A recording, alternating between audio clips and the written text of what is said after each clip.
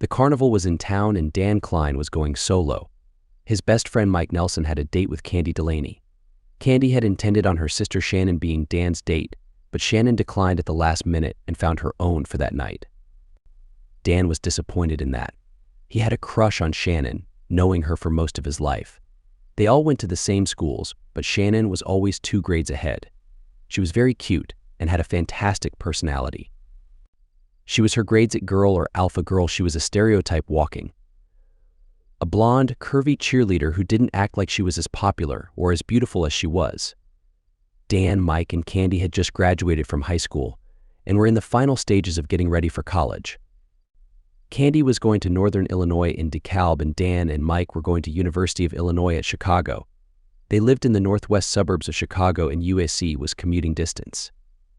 NIU was a bit farther, and Candy was staying on campus. Shannon was already in college at NIU. She was 2 years older than Candy. At the carnival, Dan was keeping an eye out for an opportunity to break away from Mike and Candy. He didn't want to be a fifth wheel and felt uncomfortable. He couldn't foresee that he was about to get his chance.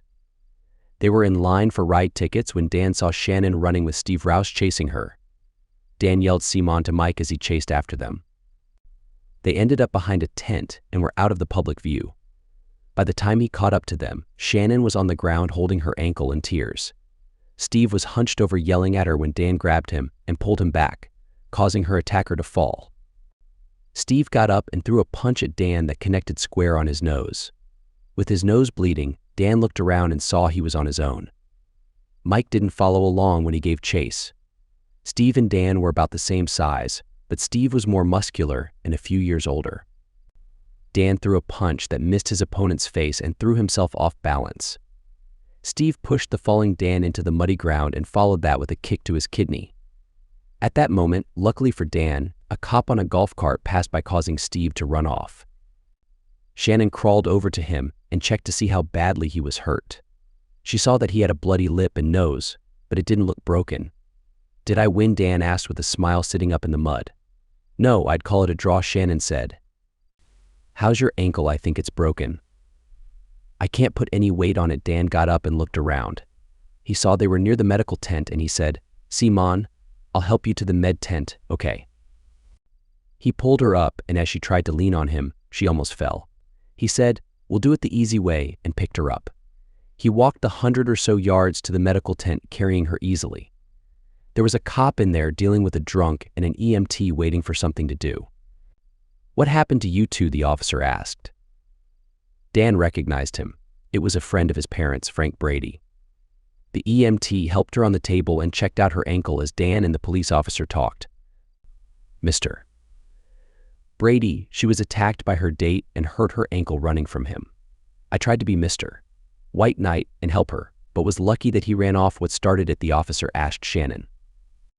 "He got mad that I wouldn't." She paused, not wanting to say the words. "It's okay. I need to know," he told her. "I wouldn't give him a smooch on the Ferris wheel. He'd been drinking, and he's mean drunk. When we got off the ride, he dragged me away and told me that I was going to do it willingly or forcefully. There was no way I was going to, so I smacked him and ran off. I fell behind the tents. And that's when Dan showed up out of nowhere as Steve was screaming at me. I thought he was going to hit me, so did I. I pulled him back, and he attacked me. He punched me, then pushed me down and kicked me when my return punch missed." Dan added, "Who's the guy?" "Steve Rouse," she said. "Okay, because you're hurt, I have to file a report. You'll both need to give a statement. How bad is it?" "Johnny, I don't think it's broken, but she'll still need an x-ray. There's a lot of swelling, so we need to ice it first." "Okay, check out Lancelot and make sure his nose ain't busted." Shannon was taken to the hospital by ambulance as Dan was getting checked out. He texted Candy to come to the med tent so he could tell her what happened and so she could call her parents. He was walking out of the tent when Mike and Candy approached from the parking lot. "What happened?" Candy asked. "Your sister was trying to get away from her date, and I got involved. Long story short, she's on her way to the hospital with a hurt ankle, and her mean date took off running." "Jesus," Mike said. "Austin, yeah, mean. I told you to come when I ran after her." "What the heck happened? I didn't hear you." "I'm sorry. Yeah, well, I'm no worse for the wear. I got lucky, though." He was about to stomp the crud out of me. I have to go to the hospital. My folks are going to meet me there. Can you drive me? Candy asked after ending her call. Yeah, of course, Mike answered and held her hand as they walked to his car. I'll see you guys later, Dan said as he walked away. A couple of weeks later, Dan and Mike were hanging out by Dan's pool when Dan asked, "How are things with Candy?" "Oh, there's nothing there. We went out a few times, but we didn't really click as a couple." Gotcha. Well, she's going to be leaving for school soon anyway. Yeah, her dad rented an apartment out there for her and Shannon to live in. They may even have gone already, Dan said regretfully. He never had a chance to see how Shannon was doing. Since Steve didn't hit her, he got off with a slap on the wrist for the fight with Dan. Steve was going to Alabama for school and went back early. Dan was glad he didn't want a rematch. The school year moved along uneventfully, and at Christmas break, Dan bumped into Candy at the mall. "Hey Candy, how are you? Good. Just getting some last-minute gifts. How about you? The same. How's school? Challenging but good. Shannon helps a lot. We are both accounting majors, so she can help if I need it with my classes since she's already taken them." "That's good. How's she doing? How's the ankle?" "Oh, fine. It's healed up." "Is she in town?" he asked hopefully. "No. She reconnected with a guy she dated at school and went home with him for break." "Oh," Dan said sadly, and Candy noticed. "Dan, you want to grab some lunch?" "Yeah, sure. How about Maggiano's? Sounds good." "I'll drive you like my sister," Candy said as they were waiting for a table. "I guess," he answered sheepishly. "She's older than us. You don't have a chance with her. You know, I never really considered that a possibility. Anyway, I'm here with you, not her." She smiled when he said that. Dan continued, "When do you go back?" "The 7th. Classes don't start for a bit, but I'd like to be settled back and sure. Makes sense, you know, it's only a bit over an hour's drive from here." Dan was curious at that unsolicited comment from her. Was she interested in him and saying it wasn't too far to date during the school year? "Yeah, do you come home on weekends at all?" "I would, if I had a reason to," she said with a smile as their buzzer went off telling them their table was ready. They had a great time throughout the meal, having easy conversations with no awkwardness. Dan was getting smitten with her, and he could tell she was being very flirty with him. Dan insisted on paying for lunch, and as he was settling up, he asked her, "Would you like to see a movie tomorrow night?" She considered for a moment and said, "I've got a date with Mike. I'm sorry. It's more for just something to do. We didn't really click when we dated over the summer. I'll cancel and we can go." "No, don't do that. We can do it another time," he said. He didn't want to get into a complicated situation with his friend and Candy.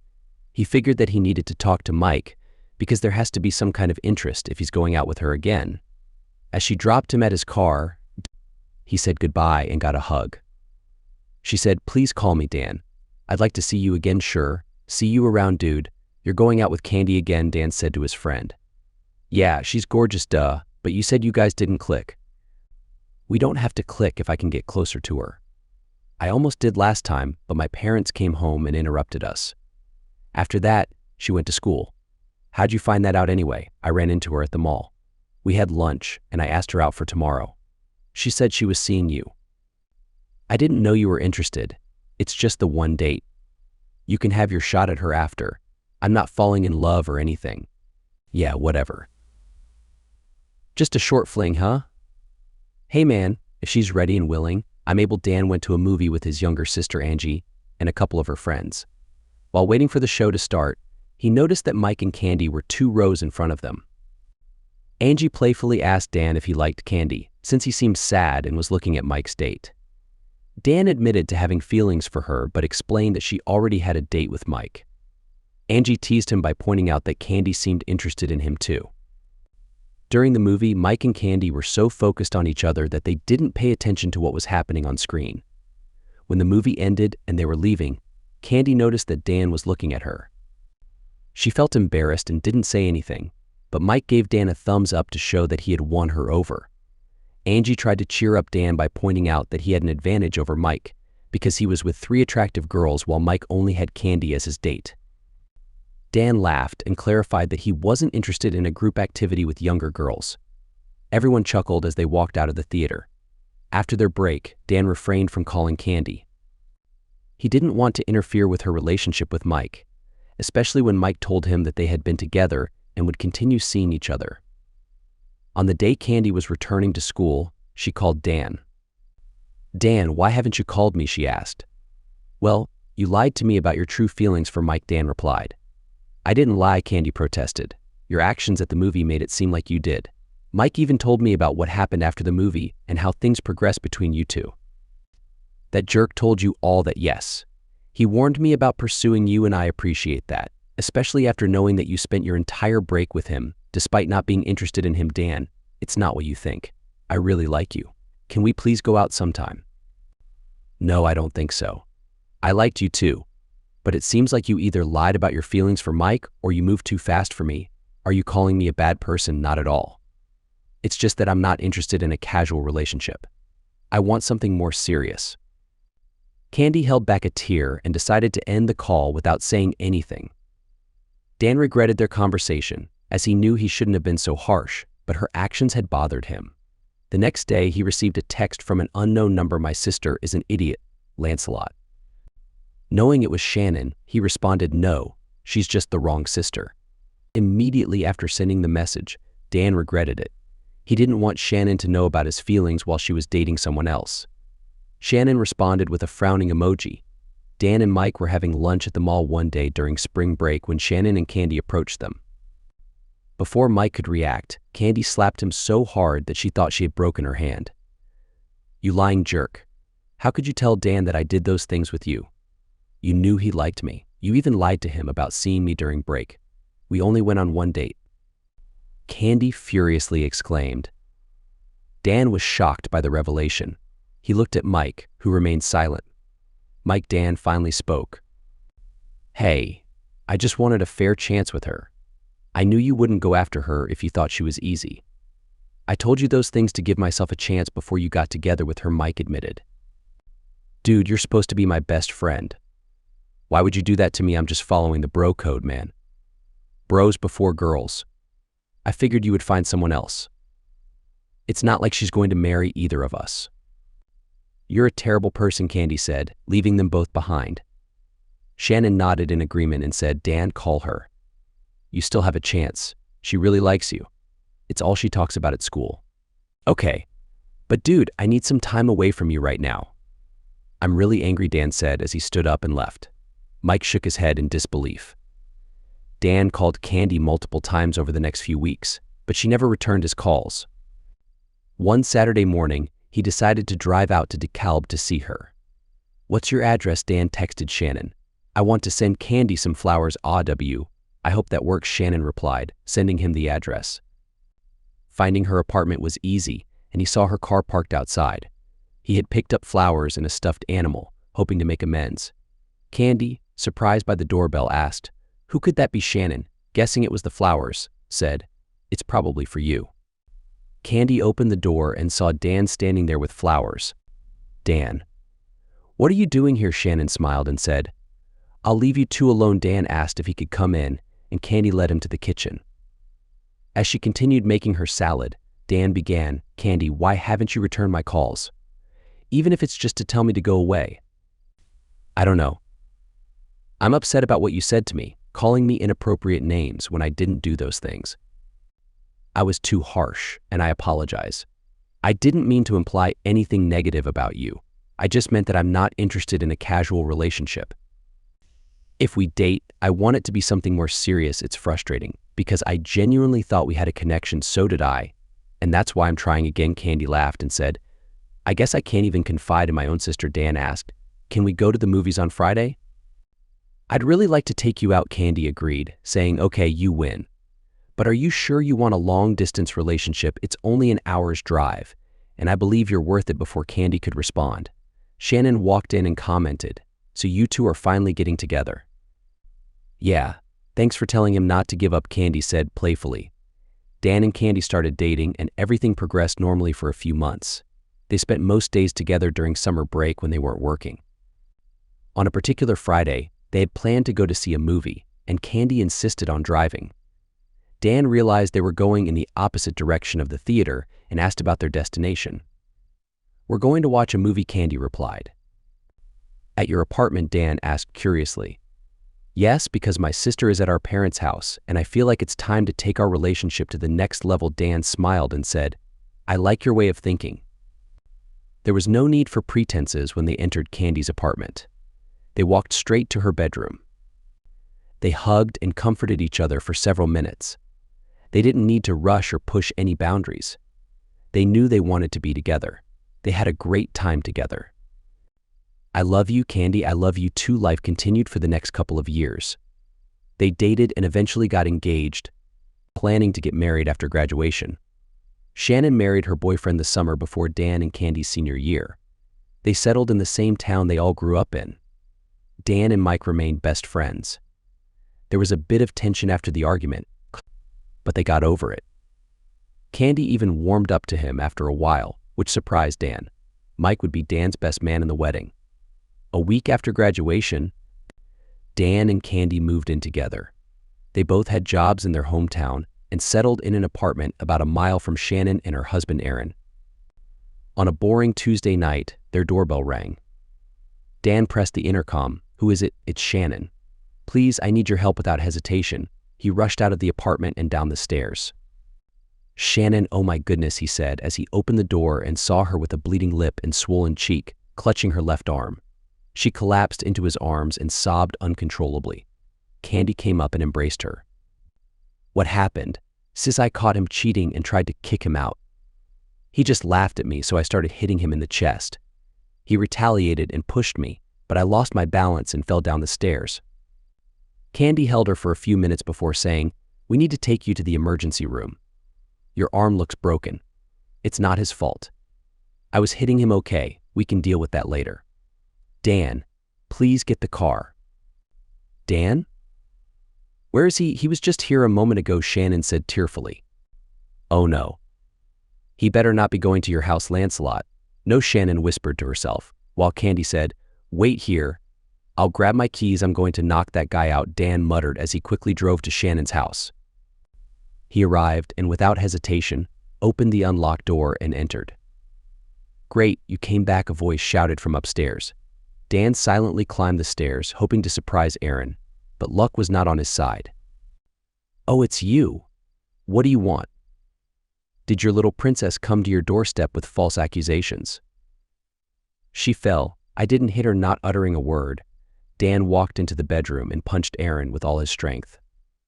In a movie, Aaron would have been knocked out, but reality proved otherwise. Aaron fell onto the bed and swiftly got up to tackle Dan. The two wrestled around the room, exchanging blows, until Dan knocked the wind out of Aaron with a powerful strike to the stomach. Standing up, Dan kicked him in the back, remembering how that had immobilized him in his altercation with Steve. Ironically, he thought, realizing that all his fights were because of Shannon. Candy rushed into the room and screamed at Dan to stop. Dan, shocked to see his wife, turned to find her in tears. He's not worth it. Don't get yourself into trouble because of him, she said. Leave us alone, you. You weren't saying that I wasn't worth it when we were together last night, Aaron snarled. No, she screamed. He's lying, baby. Don't believe him, oh yeah. Look for yourself, man, Aaron said as he handed Dan his phone. Candy tried to grab the phone, but Dan, in a state of shock, managed to keep it away from her. She fell to the floor, weeping and repeatedly saying, No, I'm sorry. I'm sorry. Shannon entered the room and asked, What's happening? Still clutching her injured arm. Let's get you to the emergency room. We can discuss this on the way, Dan said. No, baby, don't go. Wait, Candy cried. Ignoring her, Dan helped Shannon out of the house. Dan, please tell me what happened in there, Shannon said. Your husband told me he was involved with Candy last night. I was working late and went out for some drinks, so I don't know if she was home or not. I found clothes under the bed that weren't mine tonight. That's how I caught him. I don't know if they belonged to her or not. I was at Mom and Dad's. He gave me his phone and said there's proof on there. I haven't looked yet. I'm afraid of what I might find. What if it's true, he said, his voice trembling with tears. I love her so much, Dan. The pair of clothes I found was red. She has some like that. Let's wait until after we get you taken care of. We can look at the phone together then. Okay, Dan held the phone in his hand, waiting for an update on Shannon's condition. He tried to unlock the phone, but it was passcode protected. A nurse approached him and called his name. "You can come back now," she said. As he stood up, he saw Candy running towards the entrance. He shook his head and followed the nurse. "Well, you look like you lost a fight," Dan said to Shannon as he approached her bed. "How many steps did your face bounce off of?" he joked, causing her to giggle slightly. Her arm was in a sling and her face had some bruising. "They said it's broken. I'll be getting an x-ray tonight and a cast tomorrow, I guess." "Did you look at the phone?" "I just can't believe she would do this. He must be lying, it's passcode protected. I couldn't access it." Try 117,711. He attempted to unlock the phone.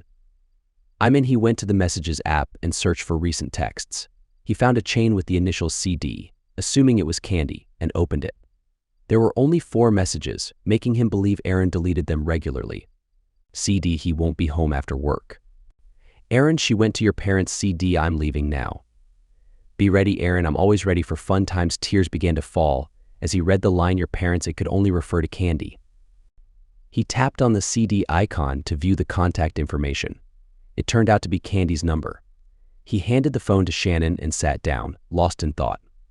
Shannon started scrolling through the photo gallery and discovered several videos of Aaron engaging in activities. It appeared to involve 2 different women, one of whom was definitely Candy. "Oh gosh, there's a video," she said, sending it to herself and Dan. "There are 4 of them, but only one includes Candy. I don't recognize the other woman." Tears streaming down her face, she exclaimed, "How could she do this to us? My own sister. My husband." "I don't know. I'm sorry, Shannon. I never suspected a thing. This is such a shock to me. She gave me no reason to believe she was cheating on me if it was only once. Could you forgive her honestly? If it was anyone other than your husband, maybe. The betrayal towards you is unforgivable." Shannon placed the phone down and reached out for Dan's hand. "I love you, Lancelot. I love you too. But why did you call me Lancelot?" "Remember that time when you came after me when Steve was chasing me?" He nodded. "In the tent, the police officer called you Lancelot when you said you were my protector. You always seem to be there for me when I need you. You're my knight in shining armor. My Lancelot." Laughing, Dan said, "I had forgotten about that. Well, Lady Guinevere, should I call your parents?" "Yes. I'll have to stay with them once I'm released from here." "All right. I'll make the call." As he made the call, the police arrived to speak with Shannon. The hospital had a policy of involving the police if there were suspicions of spousal or child abuse. It was up to the patient whether they wanted to cooperate with them. Dan walked out to the lobby to make the call. He managed to position himself in a spot where Candy couldn't see him, but he could see her if he looked around the corner. She was sitting alone in a corner, crying and watching the main entrance to the ER. He still couldn't believe she had done this to him, to her own sister. The shock was gradually being replaced by anger. He called Candy's parents and said, "Hi, it's Dan." "Hi, Dan. What's going on?" "Shannon had a fight with Aaron and is in the ER." What? Her father shouted. "Is she all right?" "She fell down the stairs after he pushed her. She's pretty beat up and has a broken arm. Her room is 112A in the ER. I'm going to kill that jerk. I managed to get a few hits in when I saw him. Listen, it's even worse than that. How can it be worse? He was having an affair with Candy." "What?" "My Candy." "Yes." The jerk recorded videos and showed me." "Dear Lord. Where is she?" "She's in the ER waiting room. They were advised not to let her in." "All right. We're on our way." "Okay. I'll stay with Shannon until you arrive. Right now she's talking to the police. I'm not sure if she'll press charges or not. Before she knew it was Candy, she said it wasn't his fault. But now that she knows, she might take it out on him and pursue charges. Honestly, I think he deserves to be thrown in jail." "I agree, Dan. See you soon." Dan passed the police on his way back to the room. They stopped him and asked if he knew or saw anything. He told them no, and they walked on. He didn't want them to know about his fight with Aaron. "Hey, your parents are on their way. Are you okay?" "Yeah. They will be here soon to take me to x-ray." "How to go with the police?" I told them everything. That he pushed me away to stop me from hitting him and I fell. They are going to arrest him. Good. He was way too smug about all of this. How could I have been so wrong about him, Dan? Don't stress about that. I'm going to divorce him. Good. You deserve better. She didn't reply and gave him a fake smile. As the orderly took her out, Dan walked back into the waiting area. Peeking around the corner, he saw Candy and her parents having an animated discussion. Dan pulled his phone out of his pocket and sent the video Aaron made of their encounter to Candy. He watched as her phone dinged with the text notification. She opened it and saw her scream. She sat down in the nearest chair and dropped her phone. Her mom picked it up and looked at what was on it. She tossed the phone in Candy's lap and walked away from her, shaking her head. She saw Dan peeking around the corner and grabbed her husband. They walked towards Dan's area and looked to make sure Candy wasn't looking when they turned the corner. "What a mess, Dan." "We're so sorry," her dad said. "I'm breaking off the wedding.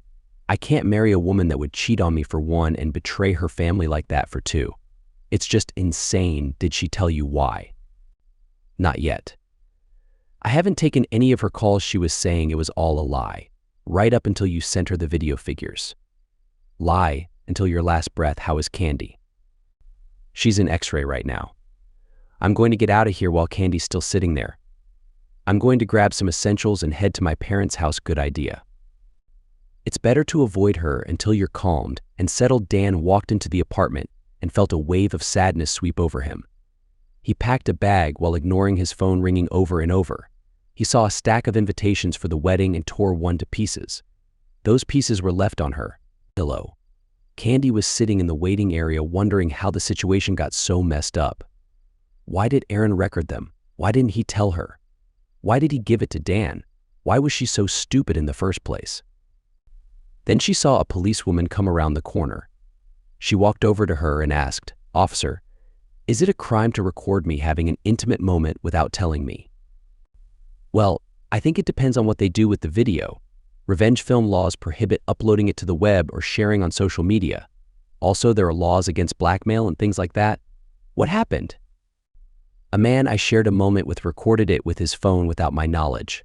He gave the phone to my fiancée to see it. Illinois hasn't passed the proposed law yet that would apply to that. You should contact an attorney, though, to see if you can have a civil action filed against him." "I'm sorry." "I hope it all works out," the officer said with sincerity as she walked away. Candy saw the doors open and her parents walk out with Shannon. She got up and walked over, but her father said, "Haven't you done enough? Just leave her alone." "But Daddy, please don't cause a scene, Candy. Just go home." "Where's Dan? He left an hour ago." "What?" "Darn it, he must be at home," she said, and then ran out to her car to go home. As her parents turned onto Shannon's street, they saw the police car pass them with Aaron in it. Shannon shook her head sadly at the state of her life. They got a bag of her clothes packed, and Shannon picked up the red cloth that caused the blow-up of her marriage and later her relationship with her sister. "Mom, these are Candy's. Can you please make sure she gets them? I want them out of my house. Don't be crude. Just throw them away." Candy raced into her apartment and yelled out for Dan. She ran room to room, finding them all empty, ending up in her bedroom. She sat on her bed and cried. After several minutes, she laid her head on her pillow and found the torn-up invitation. She sobbed harder and called Dan again. He didn't answer. The next day, Dan realized he hadn't watched the video.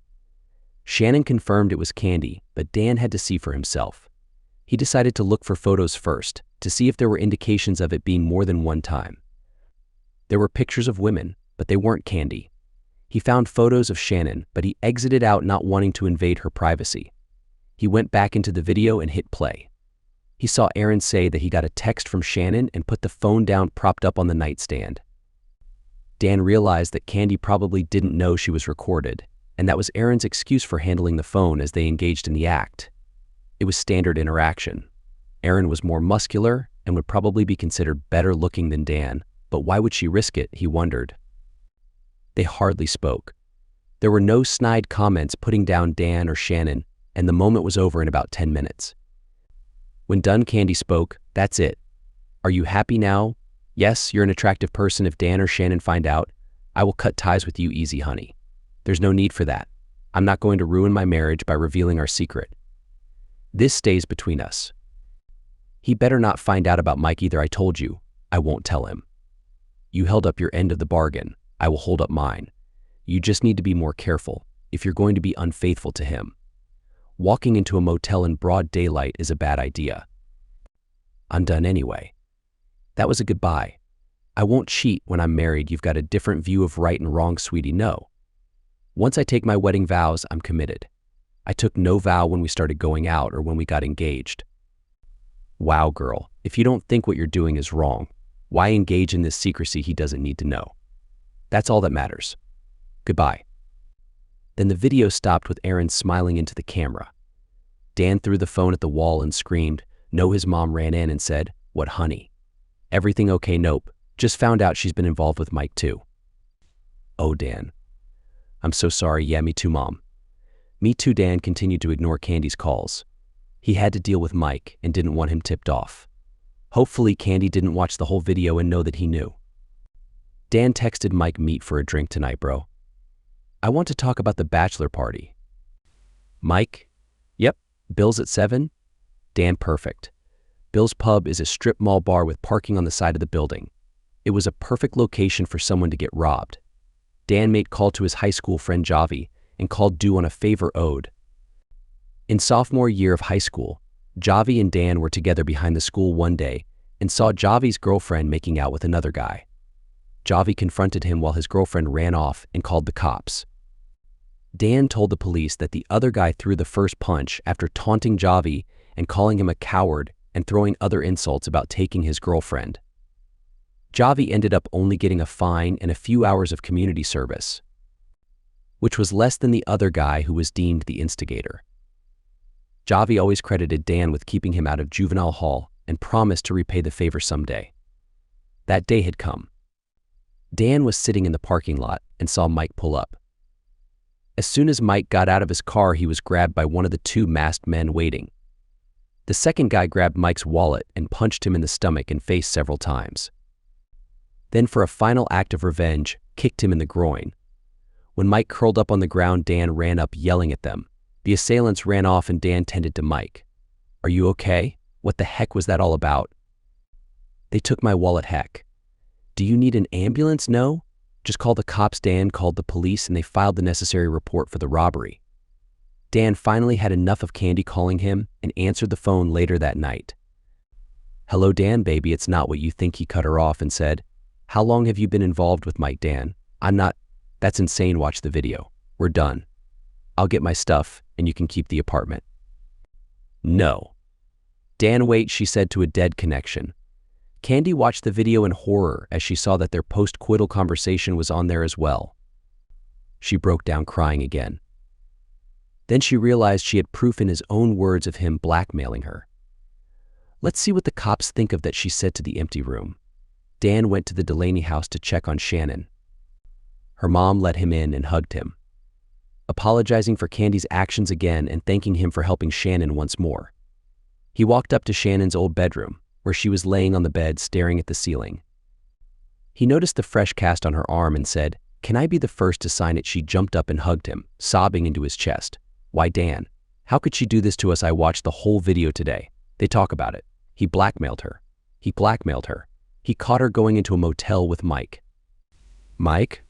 Oh my God, yeah, I just can't figure that one out. Have they been involved with each other since the beginning? Was that show at the mall where she slapped him silly in act? I just don't know what to think. Have you talked with her briefly? Long enough for her to lie to me and for me to tell her we're done? What are you going to do, Shannon? Now that I'm done with doctors for a while, I'm going to see a divorce lawyer. The cheating was enough on its own, but hearing that he blackmailed her into it is just too much, notwithstanding him pushing me down the stairs. I can't believe I blamed myself for that at first. That's okay. He'll get what's coming to him now. Did you hear that Mike was beaten and robbed outside of Bill's tonight? No. Shoot him, though, for messing around with Candy. Karma can be a pain." He smiled and agreed. "What's next for you, Dan?" "Obviously, we're through. I feel bad for your folks because they paid some of the deposits for the wedding. We won't get those back. I guess I'll move back home and start over." "Stay in touch, Dan. We can be there for each other. I know I'm sure going to need it." "Of course. I'm sure I will need a shoulder to cry on as well. God, such wasted time and wasted love. Thank goodness, we didn't get married yet. I'm sorry I ever told you to keep trying with her. That's okay. I was always settling anyway. My first choice was taken." Her eyes lit up and she smiled at that comment. He hugged her once more and went downstairs. Her parents were talking in the kitchen when he walked in. "Mr. and Mrs. Delaney? I'm really sorry about the wedding. I'll pay you back for the deposits you made. So that's it then? Final decision? Yeah. Turns out she was involved with my best friend too. Her mom started crying as her dad said, "Don't worry about the money. She'll pay us back. She was the one who messed up." Gary, her mom snapped. Just being honest. If she had kept things right, we wouldn't be having this conversation. Take care. You're great people. I was very happy to be part of your family for the last few years. A tear fell down his cheek as he hugged them goodbye. You never know what the future holds. Dan will see, Mrs. Delaney. Take care. A week later, Dan went to his old apartment to get his stuff. He waited until Candy went to work, and he packed and loaded everything into the borrowed van. He closed the door and went up to take a final look around. He was saddened to think of what was lost. The love, the connection, the children they won't have. It hurt him so much. He left his key on the kitchen table and closed the door for good. As he drove back to his parents' house, Mike called him. They hadn't spoken since that night at Bill's. What he shouted into the speakerphone. Dan, listen, it was all a lie. I never had a romantic relationship with Candy. Are you kidding me, or just dumb? She was forced because you were caught. She admitted it in the video. I'm sorry, man. I don't know what to say other than I'm so sorry. How long were you two involved? A little over 2 months. The first time was at Camden's party. You passed out and the rest of us played truth or dare, truth or dare, truth or dare. You're adults, not 8th graders. We were all intoxicated. Candy and I were the only single ones. When everyone left to be with their partners, we were so drunk we did it too. Idiot. Why did you continue? It wasn't a regular thing, and she always reached out to me. You were my best friend. How could you do that to me? I always had feelings for her, and you knew that.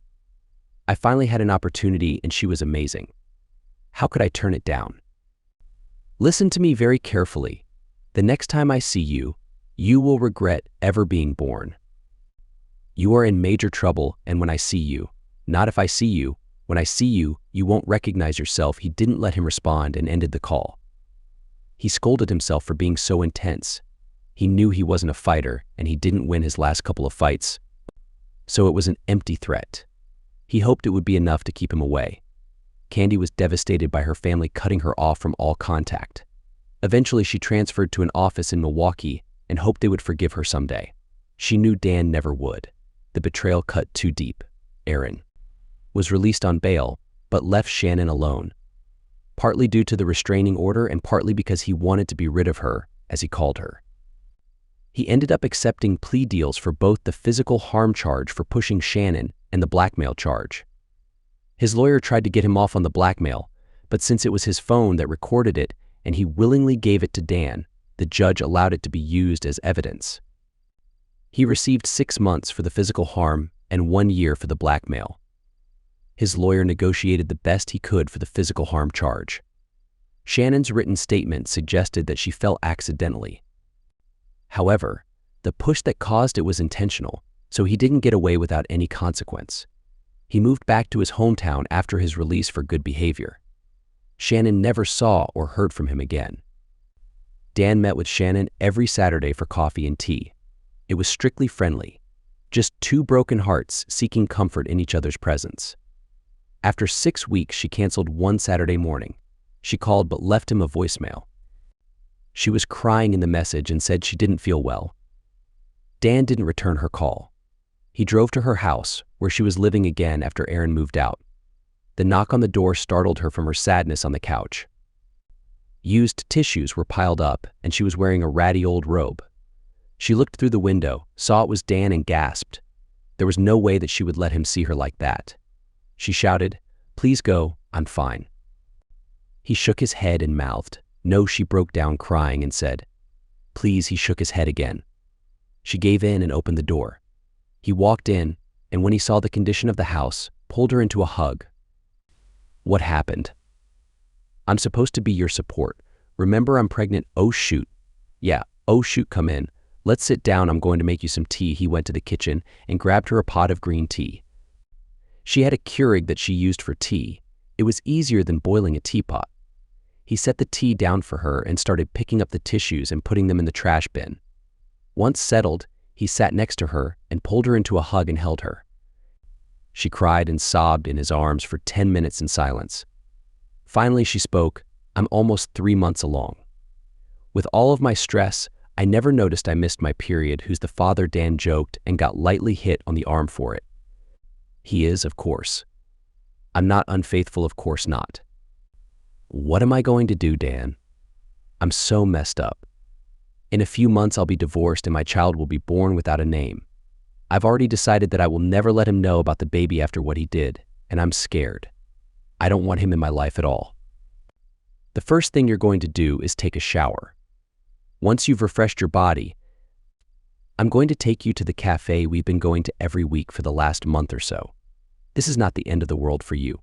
It's the start.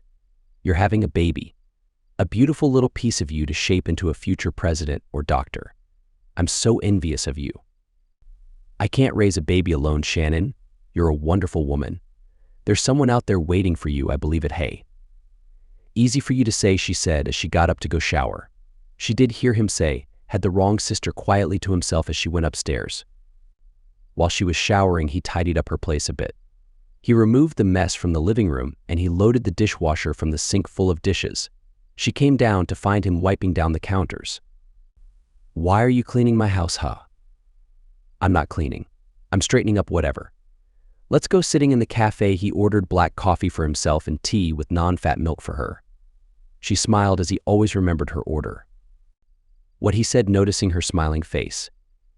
It's cute how you remember my order. We have been doing this for a while now, I know. But if you didn't care, you wouldn't pay attention to little things like that. Of course I care.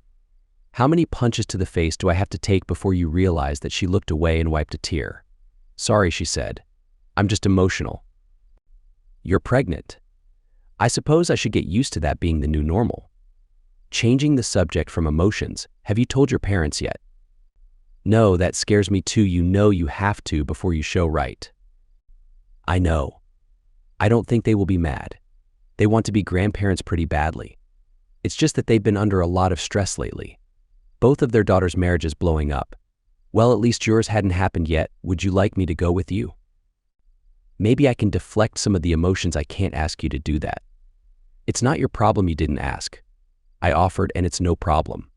Right now you're my best friend. I won't let you go through this alone, best friend, Eacham, she said with a raised eyebrow. He nodded and said, yeah. Don't forget it either. Shannon knocked on her parents' door nervously, hoping no one answered. She frowned as her dad opened the door. He said, hi guys, come on and hi daddy. Oh shoot, I'm only daddy when it's bad, Meg. Shannon and Dan are here. She called me daddy. What happened now, Mrs.? Delaney asked flippantly, half joking. Let's sit down. Okay, pumpkin. What's up, her dad asked. I'm pregnant. What? Dan? God darn it, couldn't you get married first? Her dad said. Dan was shocked and Shannon said, Daddy, I wish. Dan's head spun around so fast his vision blurred. It's Aaron's. I've never hugged Dan, let alone be with him, she finished. Oh, sorry, pumpkin. You guys are so close, we kind of assumed you were dating. Her dad said sullenly. No, sir. We're just helping each other through our troubles as friends. I mean, she's still a married woman, goodness. Is that all that's holding you back? Dan, the papers are filed and it's all over, but the crying, and Lord knows she's done plenty of that. Dan sat there with his jaw wide open. He couldn't find the words to respond, so her dad continued. Dan, she's in love with you. We can all see it. Heck, we thought you were already a couple, Dan, her mom continued. I can see the love in your eyes when you look at her. Dan took Shannon's hand and said, you didn't want me when we were younger. I didn't think you felt that way.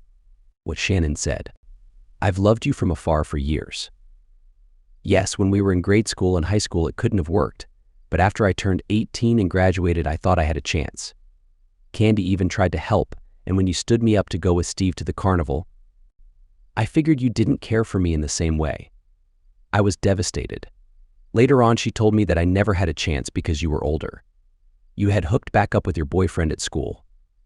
Oh, Dan. She told me a friend of Mike's needed a date. She didn't tell me it was you. I would probably have said yes, even though you were a couple years younger. You were cute, and I knew you were a good guy. Goodness, after you saved me from Steve, I was so embarrassed, I just ran back to school. That boyfriend was Aaron, by the way. He convinced me to give him another shot. Our lives seem to be full of wasted time, Dan said as he leaned in and hugged her. Well, that's settled, then, her dad said. Now about my pending grandchild. How far along are you? Almost 3 months. We need to get your house ready. We need to set up a nursery and childproof and shop. Oh boy, are we going to shop, her mom said joyously. Dan, if you guys are going where it seems you're headed, can you handle her having another man's child, her dad asked. Shannon gasped and said, Dad. No, it's a valid question. I obviously haven't had time to think about that, but I don't see how it would be a problem. Especially since you don't want Aaron and it's life that started the waterworks. Shannon cried tears of joy for the first time in months. I love you, Dan. He hugged her again and said, Dear heart, I love you more. Her mom clapped and said, Let's start planning. A few weeks went by, and even though they saw each other a few times a week and talked on the phone every day, Dan realized that they'd never gone on a real date. He immediately had flowers sent to her office, and on the card he had printed, Would you like to see a movie Friday at 3 o'clock? He got a text that said, I wondered if you would ever ask me out. He responded as foolishly as a man has ever responded to a woman before. I had to build up the courage to be seen in public with a woman who's expecting. As soon as he hit send, he realized his mistake. She couldn't see his face or get that it was a joke. He grabbed his coat and ran out of the office. She worked a few miles away, so he got there quickly. He rushed past reception and back to her cubicle. Her back was to him, and she didn't see him approach. He startled her when he said, It was a joke. She spun around and laughed at him. You drove over here to tell me it was a joke? I knew that. Silly. She saw the look of fear in his eyes and that they were red. Oh gosh, you really thought I would be upset? She stood and hugged him. You silly. I knew you were joking. Sandy, what did I just do? Sandy in the cubicle next to her said. She suddenly burst into laughter and showed us the silliest text any of us have ever seen. You're either the biggest idiot in the world or the luckiest idiot. Dan smiled and said, Definitely the luckiest man in the world. He hugged her and said, Well, that's enough drama for one day. I'll let you get back to work now so you can laugh at me in peace. Dan picked her up on Friday wearing his best suit. He had reservations at Ruth's Chris Steakhouse and a suit wasn't necessary, but it was their first official date. She opened the door and said, oh my, do you clean up well? He didn't respond immediately because he was captivated by her beauty. She had on a loose-fitting dress due to the baby bump, but it was short and her legs were encased in the most beautiful shade of mocha stockings he'd ever seen. Her blonde hair was cut short but framed her face perfectly. She had makeup on, but it was tasteful and looked as if she was going for the natural look. Her dress had a low-cut neckline, showing just enough cleavage to catch his attention. Lastly, he noticed she was wearing ankle-strap high heels. He could see the bright red nail polish on her mocha-painted toenails. Well, wow, she said. I can't tell which part of me has left you speechless. Can I take a guess? With a smile, he said. Your baby bump. She put her hand to her mouth, shocked, but then figured he was only kidding and said, Whatever, silly. You probably liked my feet, pervert. He looked deep into her eyes, put his finger under her chin, lifted her head, and said, As beautiful as your feet are, I was absolutely not joking. Your pregnancy belly is stunning. I love you. She smiled, fought back her tears, and said, I love you more. After dinner, he drove her home and walked her to her door. She said, You know, if we get close to each other, you don't need to worry about it. He laughed and said, But I don't know where you've been. She punched him on the shoulder and said, Dan, will you please come inside and get close to me? He leaned down and hugged her. Coming up for air, he said, I would have been ecstatic to hear those words from you. But wait, she looked up at him and said, What's wrong? First one to go makes breakfast. Sweetie, you're talking about an incentive to not go first. Yeah, won't it be fun? He said and pinched her. She squealed and ran into the house. He chased her up to her bedroom. She was self-conscious about her swollen belly, but Dan didn't mind. Dan took a deep breath. What's wrong? She asked. Nothing, babe. Just taking a breather before the grand finale. I like the sound of that. He hugged her. I love you. I love you too. Dan woke up wrapped in the arms of his love. He believed she was his soulmate and had never felt more content in his life. She woke up shortly after and smiled upon seeing him watching her. She asked, What are you thinking, my love, honestly? Yes, please. I was thinking about how in stories, The lover wakes up to the smell of coffee and bacon. All I smell is love and morning breath. She playfully hit him and said, "Okay, stinky breath. I'll get the coffee brewing and start the bacon. There's an extra toothbrush in the drawer on the left." "Thank you," he said, and then hugged her. I love you too, stinky breath." When the time came, Dan started going to all of her doctor appointments and LeMay's classes. Everyone assumed he was the baby's father, and he never bothered to correct them, neither did Shannon. She was proud for people to think Dan was the father. Dan was pulling into his apartment's lot when he saw Shannon sitting on his stoop. "What's up, honey?" he said. She flung an envelope at him and said, "My divorce is final." "That's great," he said. "What's wrong?" "I don't know. Nothing. Everything? I guess my failure as a wife is complete. How can you want me? I was clearly not enough for Aaron." Dan recognized what was happening. She had been insecure about her small weight gain for a while. She also always worried that he would change his mind about her and would leave her for a non-pregnant girlfriend who would have his own child. Dan had been waiting for that day for months. He took her hand and led her to his apartment. He opened his door and pulled her in. "Please sit. I'll be right back." He walked to his bedroom and made a call. "Mr. Delaney, I'm sorry to do this over the phone, but your daughter got her final divorce papers today. She's a mess, sir. I'd like your permission to marry her." "Goodness gracious, son. You had it the first time with Candy, and you most certainly have it now. Go make an honest woman out of her and come over and show her mother the ring. I'm sure you've already purchased it." "Yes, sir. Thank you. We'll see you soon." "Hey, can you come in here for a minute?" Dan asked. "You're making your pregnant partner walk all the way." Dan was on one knee when she walked into the room. She froze in mid-sentence and started crying. "Shannon, please make me the happiest person in the world and help me right our mistakes. Help me stop wasting love and time and give our baby a parent. Will you marry me, my love?" "Yes. Oh my goodness. Yes, thank goodness," he said. She lightly tapped his shoulder. He hugged her with so much love and said, "I've waited most of my life for you to say that to me. Wow, what a waste of time," she said as she hugged him.